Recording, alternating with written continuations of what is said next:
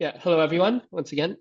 Th Thank you very much for joining our presentation. So I am personally Min Seo-jung, so usually the ethnographic and qualitative researcher for Electric Cloud Poetics, ECP in short. Here in this particular work, I was mainly involved in formulating our research aims and direction.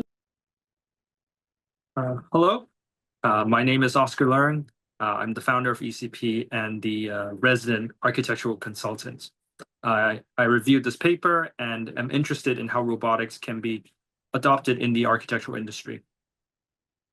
Hello, my name is Xiao Kim. So I'm currently the automation manager at Gendo AI. Before I joined Gendo, I was working as a UCL researcher and also working as a policy lead, looking to allocating funds for UCL. And I'm Andrew. I'm a current UCL robotics and AI student. I'm the newest member to ECP, and I worked on reviewing the paper and working on the technical side of this pipeline. All right, this is our agenda for today. We will be first discussing our inspirations and references, then proceed to the methodology section and subsequently our results against benchmarks. We have an overall summary explaining the significance at the end, pointing out its shortcomings and making suggestions for future projects. All right, so to start off, we would like to begin by highlighting how traditional approaches to robot design have long depended on manual modeling, iterative prototyping, and deep, wide interdisciplinary expertise. For one, it often requires knowledge in a wide array of diverse and simultaneously narrow fields. So in the likes of mechanics, electronics, materials, so on, so forth. This usually leads to a larger headcount in even the skeletal crew for any given project, which is even then made up of a very small circle of specialists. Of course, so much progress has historically been made possible through this kind of structure, but it inevitably also creates barriers where only those from a few select fields can meaningfully contribute. And even they face slow, resource-intensive cycles of design and testing.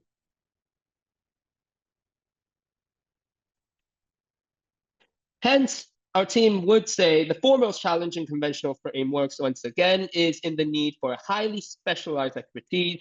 Designing a functioning robot requires mastering a wide range of domains, presenting a steep learning curve, and effectively excluding many creative experts from disciplines like, namely, design and architecture from contributing to robotics. That is, it incurs a considerable investment of their time, energy, and sometimes even a career change, at least for those who want to participate. Secondly, there's the issue of time and cost, notwithstanding the individual cost inferred mentioned just now.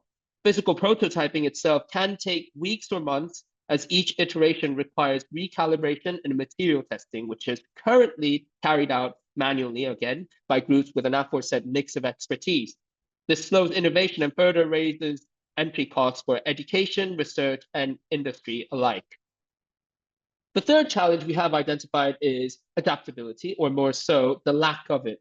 Really, simulations rarely capture real-world conditions accurately, hence the term reality gap that we are all familiar with, I assume. This mismatch means robots that perform perfectly in virtual models will often fail once built. Environments like disaster zones add to this complication, since there are evidently lots of unforeseeable terrain variables that spontaneously emerge or transform over time. This pushes traditional design methods beyond their limit. And finally, we have the need for ethical and ergonomic considerations that complicate things further, designing systems that ensure user safety and integrate smoothly into human environments while doing no harm. Introduces a whole layer of conceptual and technical uncertainty, which the rigidity of current workflows are not well equipped to handle. And overall, these limitations are what motivate the integration of text-based generative AI into robot design we present here. Our main goal here is democratization to open robot creation to non-experts through a more intuitive, automated, and accessible processes. Generative AI allows us to translate human intent directly into design outcomes. For example, natural language interfaces make it possible to describe a concept in simple prompts like frog-like robot for an uneven terrain and have a system generate a viable design that optimizes for balance, stability, and energy efficiency. Through our work here, we hope educators, students, hobbyists, and designers could experiment with robot forms and behaviors without extensive coding or hardware experience. In disaster response or healthcare, where fast, customized solutions are critical, these same design frameworks can be adapted to specific terrains, payloads, or use cases within hours rather than weeks.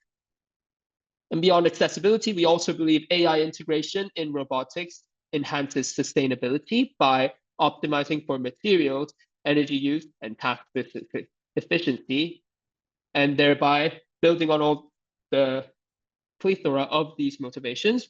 Our framework combines text to 3D generation and co-optimization via reinforced learning and evolutionary algorithm for an agile and democratic robotic design.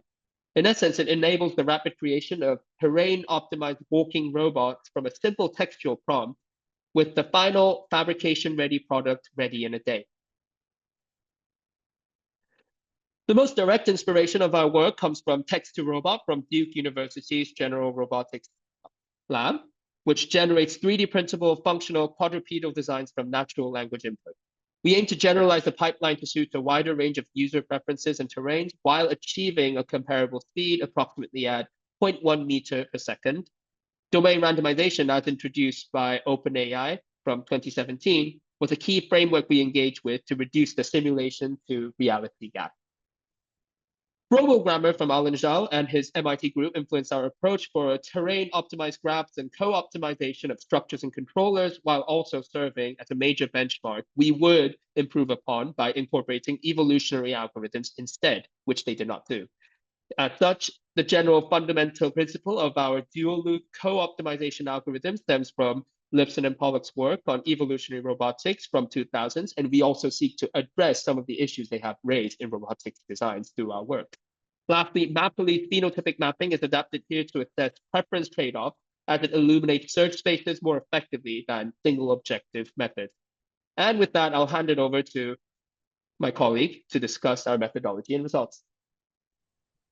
Let us split the full workflow for the pipeline into 4 stages.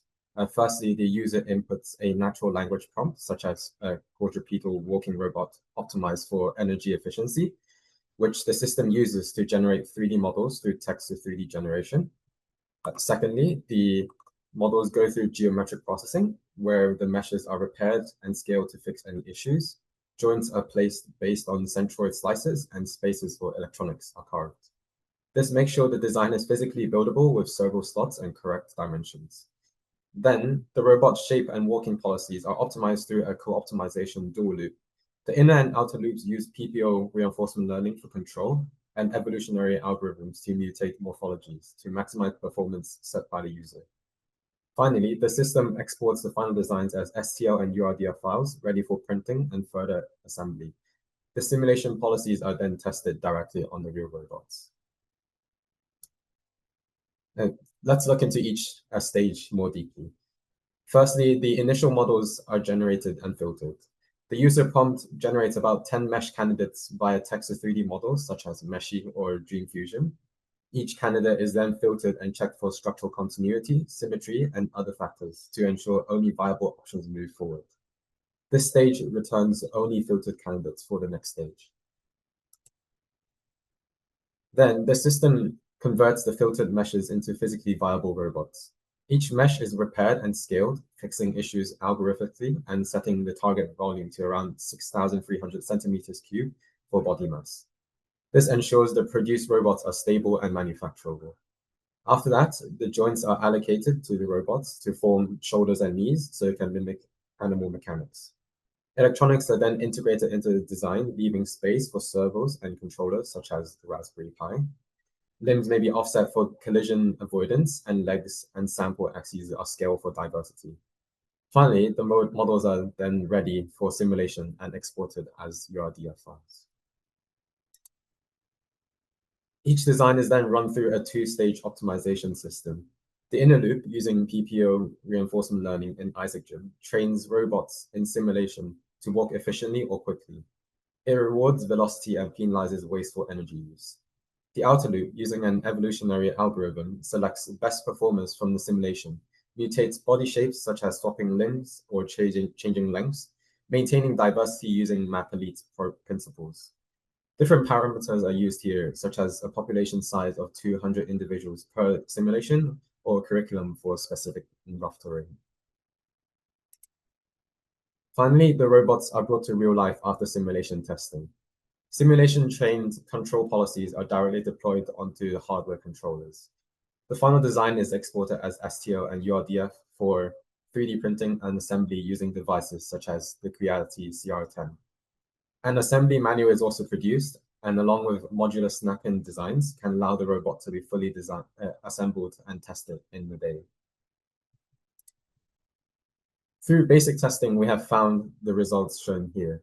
Simulation results show marked improvements over baseline, and optimal designs balance speed, energy, and stability. Map Elite also ensures that hundreds of unique morphologies are produced. Physical prototypes produced achieve 0.1 meters per second walking speed and stabilize reliably after disturbances at 3 to 3.5 seconds.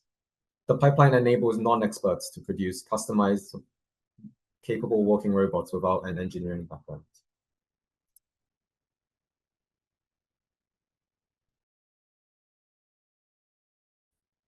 So, to conclude through the presentation, we've seen how this framework brings together three powerful areas: text to 3D generation, evolutionary optimization, and reinforcement learning. The result is a fully automated pipeline where a single text prompt can generate, optimize, and physically fabricate a functional walking robot in less than a day. This is a huge step towards democratizing robot design, turning what once required entire research teams into something accessible to a much wider range of users. In terms of concrete outcomes, there are three that stand out. First, the framework produced functional robots that actually work, not just simulated forms, but physical quadrupeds tested with standard servos and Raspberry Pi control boards. They achieved walking speeds of around 0.1 meters per second, which is comparable to other hand-designed robots of similar scale. Second, in simulation, the optimization system showed strong efficiency. Across 50 generations, the population's fitness score more than doubled, and the final evolved models outperformed a RoboGrammar baseline by about 59%. That means the AI was able to discover movement patterns and morphologies more effective than those generated by existing procedural methods. And third, it achieved a 90% success rate when transferring from simulation to the real world. That's a significant indicator that the reinforcement learning policies trained in Isaac Jim were robust and generalizable, something that's often a bottleneck in robotics research. Together, these results show that AI-assisted end-to-end robot creation is not only possible, but viable at a practical level. Beyond technical success, the system lowers the entry barrier for robot design. So teachers, artists, or even hobbyists could create educational or creative robots with no mechanical engineering background. It also provides a rapid response tool for prototyping in contexts like disaster rescue or environmental monitoring, where robots need to be customizable to local terrain within hours. And in research, it opens the door to data-driven design diversity. Since the algorithm balances speed, stability, and energy consumption, it can evolve forms optimized for very different tasks, not just speed, but also endurance or adaptability. Of course, there are still challenges. At this stage, the pipeline requires some manual filtering. For instance, checking that the generated 3D meshes have continuous limbs or symmetrical structure. The framework is also limited to quadrupedal robots. Expanding to multi-legged or humanoid forms will require more advanced topology handling. On the hardware side, lower cost servos introduce noise and variability that slightly reduce gate consistency. And finally, computational costs remain non-trivial. The training process relies on GPU clusters to evaluate hundreds of models in parallel. These are all solvable problems, but they highlight that while automation is here, refinements and scalability are still works in progress. So where do we go next? The first step is to expand the framework to multimodal locomotion. That means combining walking, crawling, or even swimming behaviors, and eventually moving towards humanoid morphologies. Another direction is improving the simulation to real gap, using transformer-based controllers and energy-aware models, which can better adapt to unpredictable real-world conditions. There's also an opportunity to integrate ethical AI checkpoints, ensuring that generated designs comply with safety and sustainability standards. For instance, limiting material waste or avoiding designs that could be misused.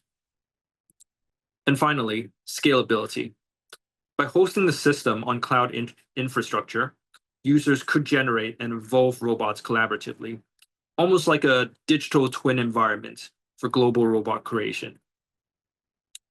To summarize, the project shows how far we've come from traditional handcrafted robots in the same way that AI has transformed how we create images, text, and music.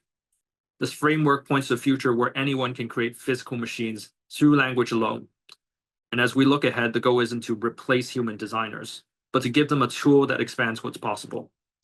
In this sense, it represents not just a technical milestone, but hopefully a step towards a new paradigm of collaborative intelligence between humans and machines.